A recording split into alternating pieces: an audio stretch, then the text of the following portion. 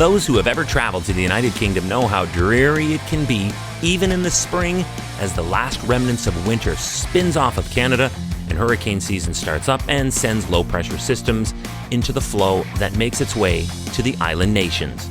Hi, I'm Chris May, writer, producer, and host of This Day in Weather History, now in its second year from the Weather Network in Canada. Wet, overcast, dank. That's England, Wales, Ireland, and Scotland. But beginning June 10th of 2007, things changed, and they got a whole lot worse. This day in weather history. June of 2007 started out quiet enough. You had an area of high pressure to the north of the UK. This helped maintain a fairly dry, cool, easterly flow. That sounds pleasant. But on the 10th of June, this day in weather history, it all started to unravel, and this is where it all began. First, the high-pressure area began to break down as an upper trough moved into the region. This would hold in the surface lows, trapping them in, triggering thunderstorms that, because of their very nature of intensity, caused flooding in Northern Ireland on the 12th of June. This again was just the start. Soon, the whole of the United Kingdom was hit with a relentless perfect storm of circumstances that led to widespread flooding. You see, later that week, a slow-moving area of low pressure from the west of Biscay moved east across the British Isles. At the same time, an associated occluded front moved into northern England, becoming very active, with peak rainfall on the 15th.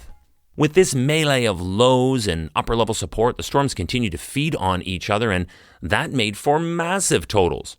Rainfall records were broken across the region, leading to localized flooding. As it weakened, the front moved north into Scotland on the 16th and left England and Wales with a very unstable air mass, frequent heavy showers, thunderstorms, and overall cloudy conditions.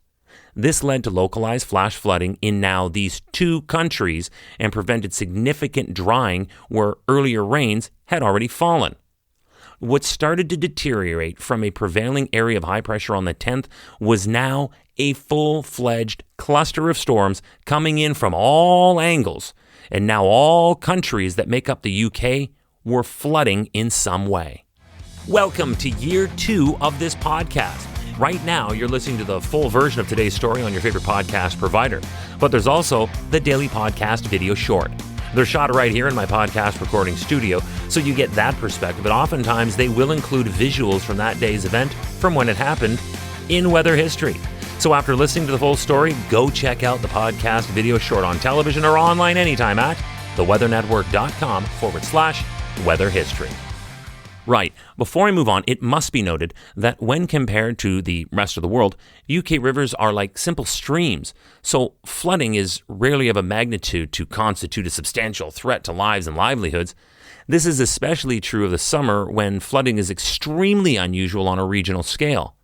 But this was no normal season, and this was certainly no normal amount of rain in one storm for this collection of countries. That June would prove to be one of the wettest months on record for Britain.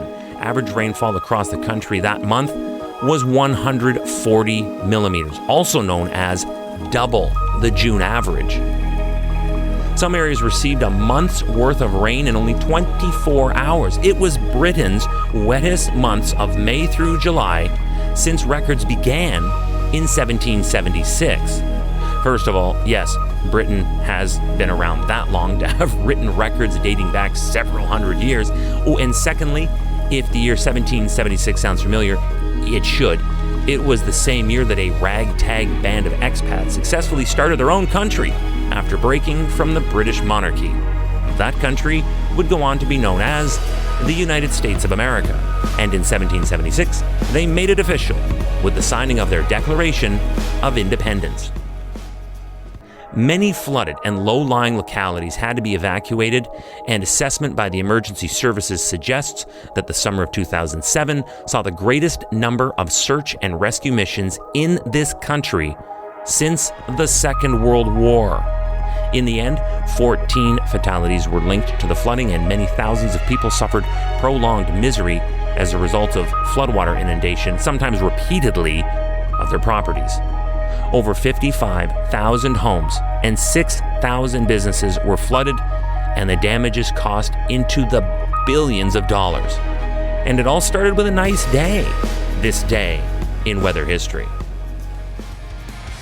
Tomorrow is June 11th, and I'm recounting a story of a storm system lasting over a week that created severe hail and high wind damage spanning an area in that same United States of America, from the states of Minnesota to Texas and from Virginia to New York.